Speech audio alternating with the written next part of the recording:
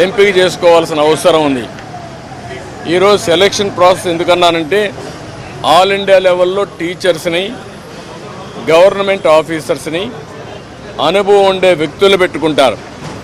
వాళ్ళందరినీ లేదని చెప్పి మేము ఇవ్వలేమని గవర్నమెంట్ చెప్పి కడాన ఎన్నికలను అపహాస్యం చేసే విధంగా సచివాలయ స్టాఫ్తో వాలంటీర్లతో కండక్ట్ చేయాలని ప్రయత్నం చేస్తున్నారు.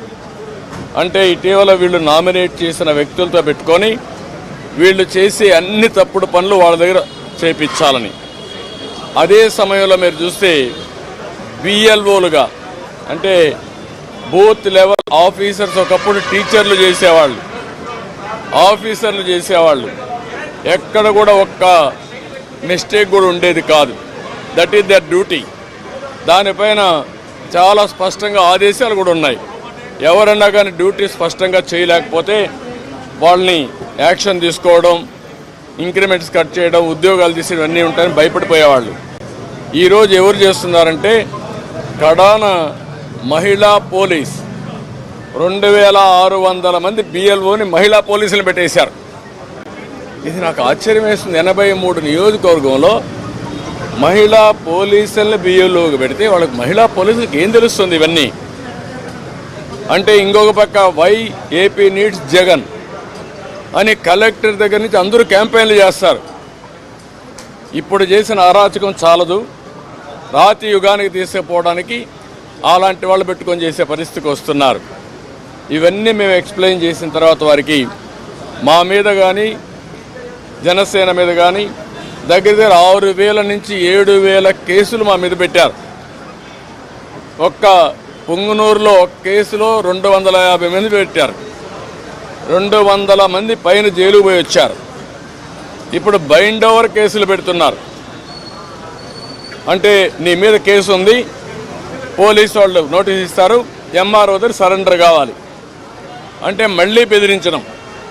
ఎలక్షన్లో ఎవరిని పని చేయనీయకుండా నిర్వీర్యం చేయడానికి, లేకపోతే మళ్ళా వాళ్ళని అరెస్ట్ చేయడానికి ప్రయత్నం చేసే పరిస్థితి వచ్చారు. ఇది జరిగితే ప్రజాస్వామ్యం ఇంక కూని అయిపోయినట్టే. There is no democracy. నేను ఆ విషయం చెప్పాను. మొన్న తెలంగాణ ఎలక్షన్లో 1 డేలో ఎలక్షన్ జరిగిందా లేదా అనే తెలియని విధంగా జరిగింది. అంత స్మూత్గా జరిగింది, ప్రాసెస్ కూడా పర్ఫెక్ట్గా జరిగింది.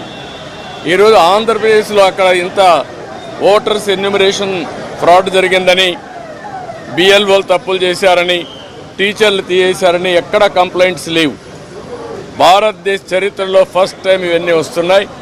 మేమన్నీ డీటెయిల్డ్గా ఎక్స్ప్లెయిన్ చేశాం. ఓపికగా విన్నారు, చాలా ఫర్మ్గా కూడా చెప్పారు.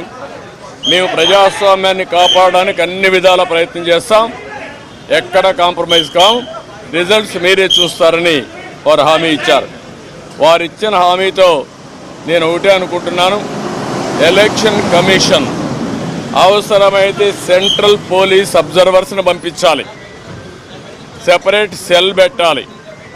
అవన్నీ పెట్టి ఎక్కడికక్కడ మానిటర్ చేసి ఎలాంటి అవకతవకలు జరగకుండా ఇప్పుడు ఫైనల్ లిస్ట్ వచ్చే కొందికి వినపడలేదా?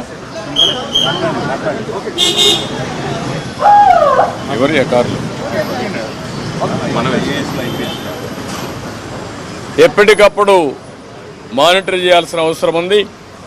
ప్రజాస్వామ్యం కోసం మా ప్రయత్నాలన్నీ మేము చేస్తున్నాం, ఇంకా చేస్తాం.